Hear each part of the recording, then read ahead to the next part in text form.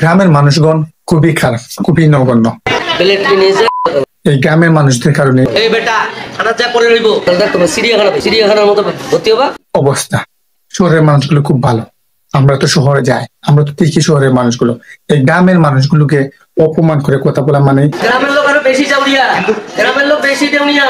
বাংলাদেশের জাতিকে অপমান করা। এইরকম মূর্খ নগণ্য কীট পতঙ্গের মতন অসৎ লোকদেরকে ডাক্তার বানাইছে কেডা আমি জানি না।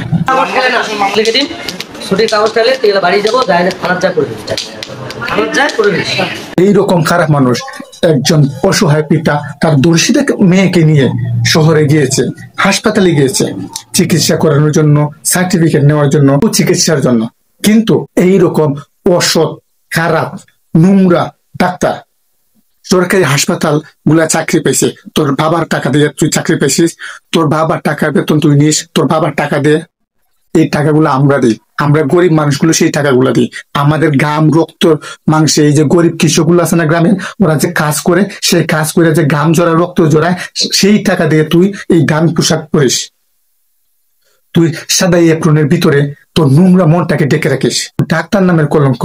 তোর মতন যদি আরো কিছু ডাক্তার হয় বাংলাদেশে, তাহলে বাংলাদেশ তো এমনিতেই শেষ, আরো শেষ হয়ে যাবে। কেনা রাস্তার মধ্যে ঘুরানো উচিত, জুতা নিক্ষেপ করে। তোর মতো মানুষদের কারণে আজকে এই অবস্থা। তোরা প্রাইভেটে যখন রুগী দেখিস তখন হাত টিপিস, পা টিপিস, আব্বা বলিস, আম্মা বলিস, বাবা বাবা বলিয়া মুখে ফেনা তুলে ফেলাস। কিন্তু সরকারি হাসপাতালে গেলে মনে হয় তোরা যেন ব্যারিস্টার, জজ, তোরা এই দেশের প্রধানমন্ত্রী, প্রাইম মিনিস্টার, তোরা সারা পৃথিবীকে চালাস। এই তোদের মতন নোংরা খারাপ মানুষদের জন্যই আজ আমাদের এই দেশে এই অবস্থা। তোর বাবার শ্বশুর বাড়ি থেকে বেতন আইনে তোকে দেয় না। তোর মতন নোংরা কুলাঙ্গার সন্তানদের বেতন আমরা দিই, আমরা কৃষকের ছেলেরা দিই, আমরা গ্রামের যারা আছি, আমরা গ্রামের মানুষগুলো তোদেরকে এই বেতন দিই, আর তোরা আমাদের সাথে এমন অসৎ আচরণ করিস।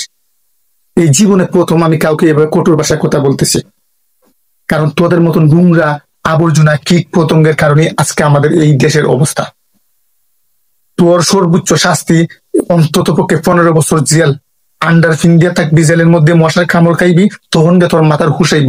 তুই যে অসহায় পিতার সাথে যে আচরণ করেছিস, তুই তো ডাক্তার না, তুই মতন কসাইদের কারণে আজকে ডাক্তারদের এই বদনাম। তোরা বিক্রি হয়ে যাচ্ছিস টাকার কাছে, তোরা আসলে শিক্ষিত না, তোরা হলে গিয়ে মূর্খ, তোরা মূর্খ মানুষ। এই মূর্খতার কারণে আজকে তোর এই অবস্থা। তুই কাকে গালাগালি করছিস, তুই কার সাথে বাজে আচরণ করছিস? যারা নাকি তোর সন্তানদের কাপড় পিন্ধায় নেই, তো তোর সন্তানরা উলঙ্গ হয়ে রাস্তা রাস্তায় ঘুরতো। তোর বউয়ের সিন্ধনের কাপড় দেশ, এটাও আমরা দিই, কারণ আমাদের ট্যাক্সের টাকা তোর বেতন হয়। তুই একজন সরকারি চাকরিজীবী হইছিস, ডাক্তার হইছিস, তুই আমাদের কষ্টের টাকা ডাক্তার হইছিস। আমাদের কষ্টের যে টাকা দিয়া তোর বেতন দেওয়া হয়, সেই টাকা নিয়ে তোর হাত ব্যাগ গোষ্ঠী মিলিয়া একসাথে মিল্লা খাস। আর তুই আমাদেরকে গালিগালাজ করস, আর তুই আমাদেরকে গালিগালাজ করস। এটা তোর কষ্ট কি আমরা আশা করি না, কারণ তুই তো মূর্খ কি বুঝবি? তোরে এমন বান্ডিশ দেওয়া দরকার যেটা গ্রামের বান্ডিশ। গ্রামের মানুষ খালি আঙ্গুল দেওয়া ঠেলাঠেলি করে না, আর গ্রামের মানুষ তো সহজ সরল মানুষ।